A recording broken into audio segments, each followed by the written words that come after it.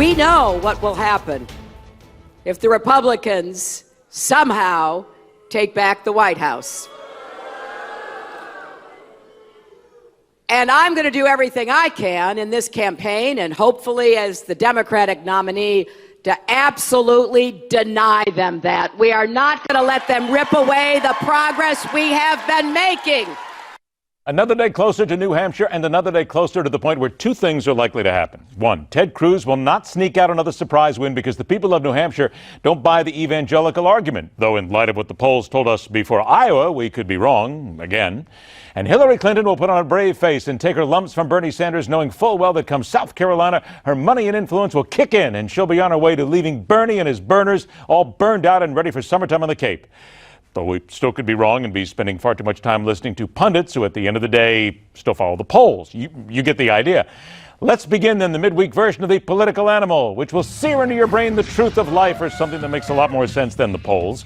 Let's do battle. Veteran Republican strategist Ford O'Connell and the veteran Democratic strategist J.D. Gins. All right, Ford, I'm going to go ahead and start with you. During last night's Democratic town hall event, Hillary Clinton was asked if taking money for speeches was a wise decision. Here's what she said.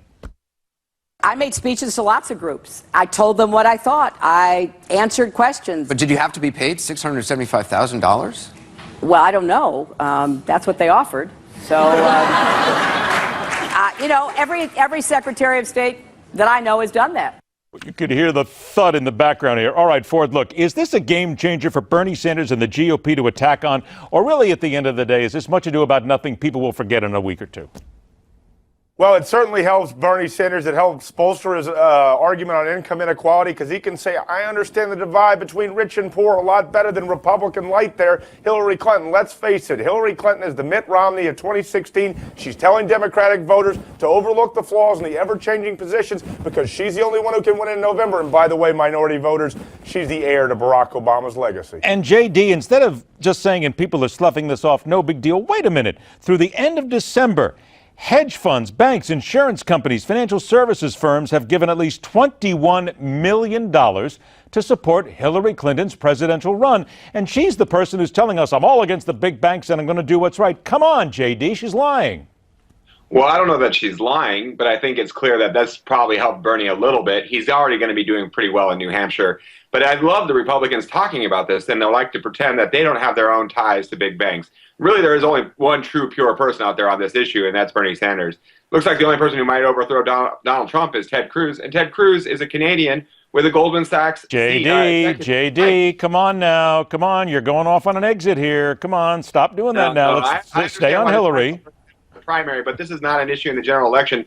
And underneath every rug in the Republican primary, there's some financial service money. And I promise this is not as big of a deal for Hillary Clinton if she makes it to the nomination. Now, the bigger deal I heard was the Goldman Sachs CEO saying Bernie's causing quite a stir. I think that's even more helpful to him. And so I would say Bernie Sanders might get a bump from this. Then let's talk about. Republicans have nothing to say over this. Let's talk about Bernie Sanders then. A CNN WMUR New Hampshire poll that came out late today has Bernie Sanders leading 2-1 over Hillary Clinton. J.D., isn't it fair to say that Bernie's got New Hampshire locked up? Mrs. Clinton has got to look ahead. I think that is probably fair, but, she's running for the nomination of the president, and she can't just take any state for granted. She has to go to every state. Look, he's from next door, so he's got the home court advantage on this one. It's not going to be clear from the Democratic Party perspective whether any of them are really strong until after Nevada and South Carolina. Ford, let's go ahead and talk some polls here. Okay, real quick. Go ahead. White voters don't like her. They like Bernie Sanders on the Democratic side. She's just hoping for a minority firewall to kick in. The sooner the better, because she's giving us bulletin board material for the general. All right. Now, let's talk about the GOP polls with you, Ford. In New Hampshire, the American Research Group is based in New Hampshire. It shows Donald Trump 34%, well ahead of Marco Rubio, who had 14%, gained 3 points from the firm's previous poll. Let's see what else. What other poll we got here? We have other polls that basically tell us that Donald Trump is way out ahead of Marco Rubio at this point. This is the UMass poll, 36% to 15%. Wait a minute, though, Ford. We were fooled by the polls in Iowa. Any reason to believe that we could be fooled again?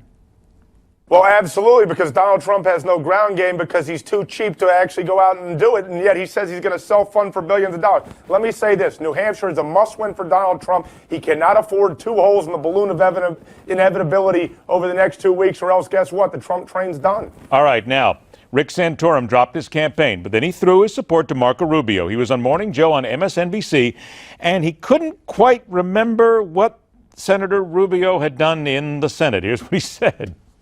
What do you list as Marco Rubio's top accomplishment? Well, I mean, I would just say that there's a guy who's been able to. Can you name his top accomplishment? Can you name one thing that he's passed? He's someone who brings people together, and the bottom line is there isn't a whole lot of accomplishments, Joe, and I just don't think it's a fair question. All right, 20 seconds each of you. JD, I come to you first on this one from the left side. That was a pretty pathetic performance here. Is it going to make any difference to have Rick Santorum and Marco Rubio's side? Who's Rick Santorum? Okay. I don't know who he is. It makes no difference whatsoever. But I do think Marco Rubio helped with the immigration bill, and I don't think a lot of Republicans are going to forget that.